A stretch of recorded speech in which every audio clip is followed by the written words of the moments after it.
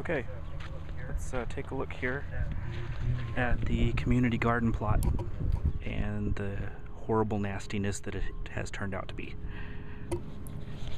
Okay, grass. This is grass. That's supposed to be thyme. That's basil. That's dill. And all through that line, peppers and herbs. You've seen it before. Picked a few cherry tomatoes off this.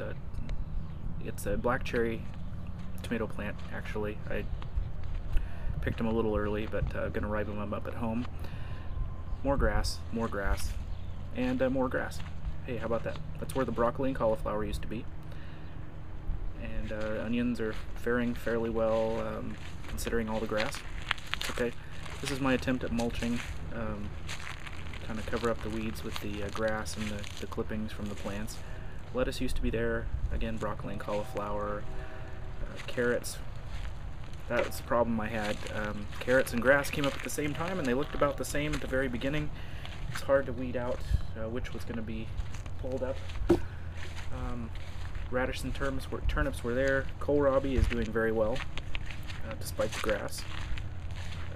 Not too unhappy about that, actually. Peppers. Pick a few jalapeno peppers. Yeah, they're not too bad. Kind of small, but that's pretty good size. I like to cut them in half, take out the seeds, fill them with cream cheese, stick them back together, wrap a piece of bacon around them, stick them in the oven, broil them a little bit until the bacon is brown, and that's my kind of jalapeno popper right there. More tomatoes, eggplant. I made eggplant parmesan today with some of these eggplants, not these specific ones, ones I picked earlier. I had a white one and a purple one I picked. A little spaghetti sauce, black olives, some onions, a little garlic, and some eggplant.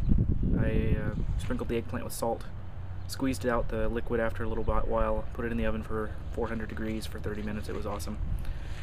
Matt's wild cherry tomatoes, these are tiny. I know there's grape tomatoes, I know there's cherry tomatoes. I don't know if there's currant tomatoes, but if there are currant tomatoes, I would classify Matt's wild cherry tomatoes as currant tomatoes. They're that tiny.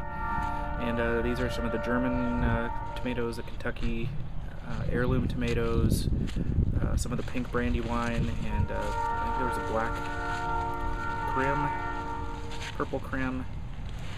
There's a Roma tomato. Really, there are quite a few tomatoes on the plants.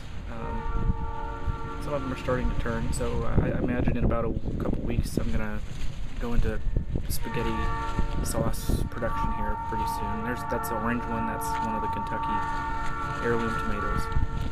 There's the garden right across. I'll show you that a little bit more later. Okay, down the aisle again with the tomatoes, herbs on the right. There's some basil, lime basil, starting to seed out, which is fine. It's good stuff. I'm probably going to keep the seeds. Tastes pretty good. More tomatoes here, peppers, and more grass.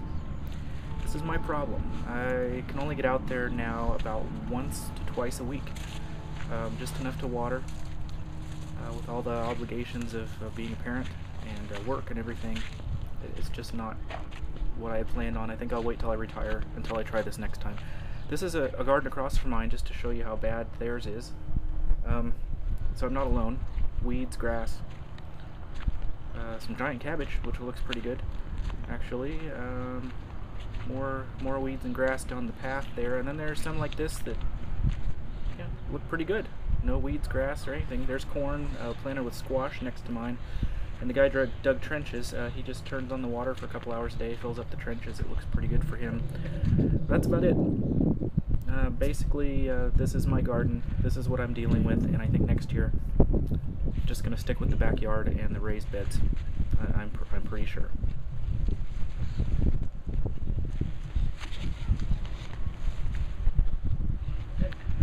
Okay, that's it. And probably do better, but that's what I'm up against right now. So there you go. All right, see you everybody. Bye.